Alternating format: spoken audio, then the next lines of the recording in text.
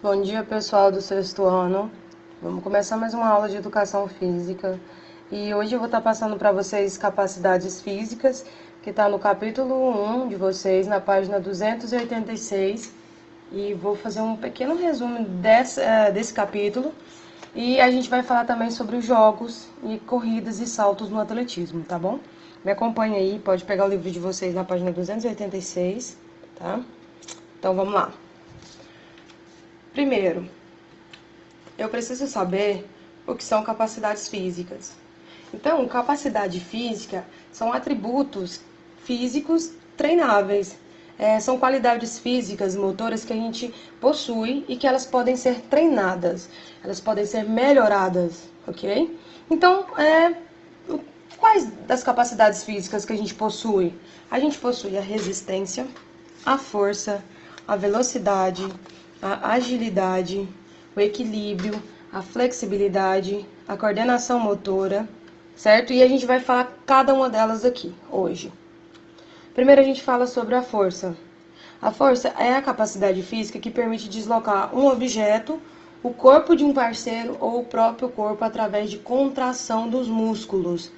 Então, se eu perguntar para vocês aqui, nessa capacidade física força, qual o esporte que eu vou ter que treinar muito mais a força, né? Para poder conseguir um objetivo maior, essa capacidade física precisa ser muito treinada. Pensem aí em casa aí. Que capacidade física, a capacidade física força pode ser usada em qual esporte?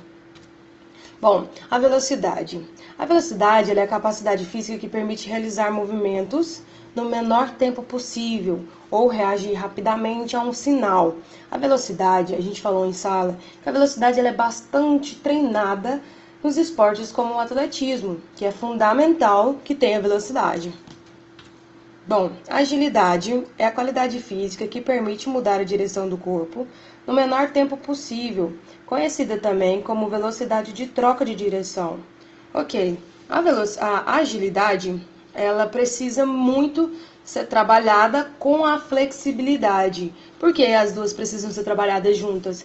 Porque ela permite a mudança do seu corpo, mudar a direção do seu corpo no menor tempo possível. Então, para você ser ágil, você precisa ser flexível também. São duas capacidades físicas que precisam ser treinadas juntas. Bom, o equilíbrio. O equilíbrio é a qualidade física que é conseguida por uma combinação de ações musculares, com o propósito de assumir e sustentar o corpo sobre uma base contra a lei da gravidade. A coordenação motora. A coordenação motora ela é a capacidade física que permite realizar uma sequência de exercícios de forma coordenada. Pular corda é muito difícil, né? É um exemplo de coordenação motora. A flexibilidade. A flexibilidade ela é a capacidade física que permite executar movimentos com grande amplitude. Para começar, gente, a flexibilidade ela é uma capacidade física que ela é muito treinada nos esportes como a ginástica, até o atletismo também, porque eles precisam treinar bastante a flexibilidade para o melhor desempenho. Bom, na página de vocês aí também, a gente fala sobre o atletismo. A gente fala sobre as corridas e os saltos no atletismo. Tá aí bem na página 288. Eu não vou aprofundar muito cada corrida dessa e cada salto, porque a gente teve em sala estudando e a gente vivenciou também os saltos em sala, vocês vão lembrar que a gente fez lá fora algumas experiências relacionadas aos saltos. E a gente falou também sobre as corridas, cada uma delas. Então vamos lá. Primeiro vocês precisam saber que o atletismo é um esporte bastante conhecido, é um esporte bem importante para a gente aqui no Brasil. E ele se divide em 4, que são as corridas de 100, 200 e 400 metros, as corridas de revezamento, a marcha atlética e a maratona.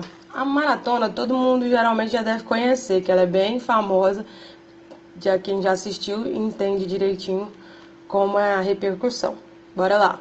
Então, quando eu falo sobre o atletismo, eu também falo sobre os saltos. Os saltos que a gente conhece, que a gente vivenciou em sala e que a gente esteve comentando em sala também, são saltos em distância, salto triplo, salto em altura e salto com vara, ok?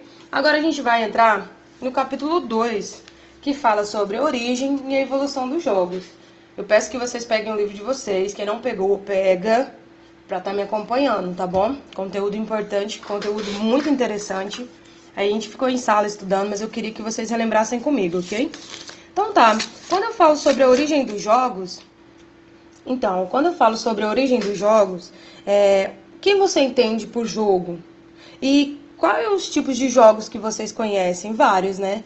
Hoje deve que vocês conhecem vários jogos, mas esses jogos, eles não existiam antes. Então, primeiro a gente tem que saber como que tudo começou, por quê, qual que é a estratégia, por que de um jogo usar mais a parte do raciocínio e o outro não.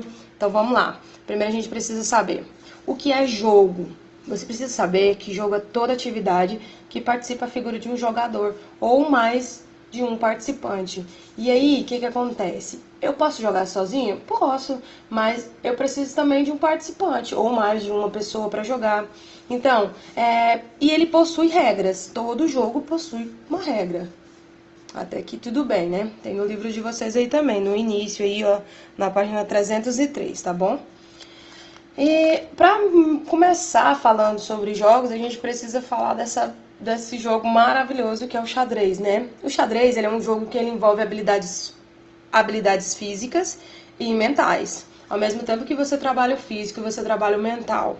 O xadrez, ele é um jogo bastante antigo, jogado há muito tempo em vários países e suas origens estão cercadas de lendas. Quando ele fala que as suas origens aqui são cercadas de lendas, na página 303 tem aí uma imagem de cavaleiros colocando as pecinhas de xadrez aí. E no século XIII, eles usavam isso como uma forma de representar um campo de batalha. E essas pecinhas eram usadas como se fosse formando uma estratégia de ataque nos campos de batalha. Beleza? Bom, a origem dos jogos. Eles não sabem ao certo que cidade e quantos anos que foi criado esses jogos, onde nasceram e tudo mais. Mas nos registros antigos falam que foi bem antes de Cristo, no Egito e na Mesopotâmia, que hoje é o Iraque, né? Então foram encontrados, os arqueólogos eles encontraram objetos e desenhos que parecem fazer referência a jogos de tabuleiro.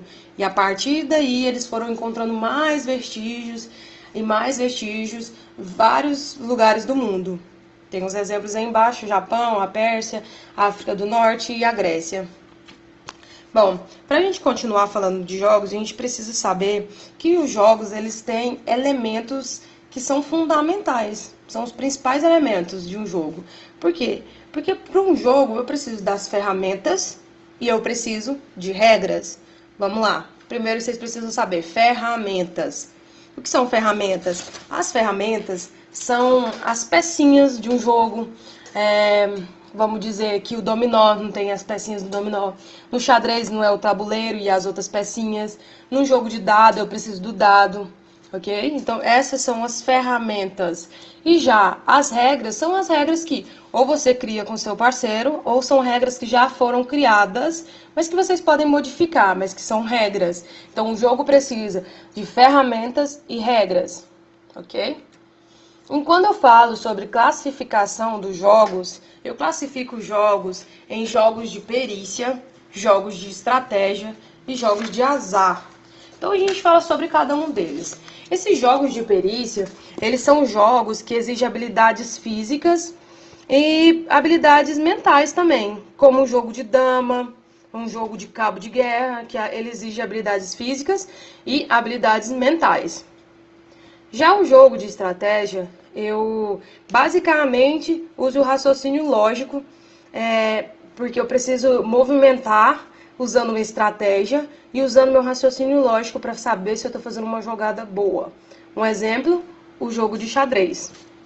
Já nos jogos de azar, o elemento é a vitória, né? Ou a derrota. Então, como um jogo de azar ele depende unicamente da sua vitória ou da sua derrota, um exemplo de jogo de azar é o bingo e a roleta. Bom, pessoal, é isso. A nossa próxima aula a gente vai falar sobre a história do esporte, que está na página 306, no capítulo 2. Eu agradeço vocês que acompanharam até aqui. Agora vão correr lá pro grupo, dar um joinha para falar que assistiu o vídeo e dar um joinha aí no vídeo também para ficar legal. E eu vou passar uma atividade para vocês logo logo, ok?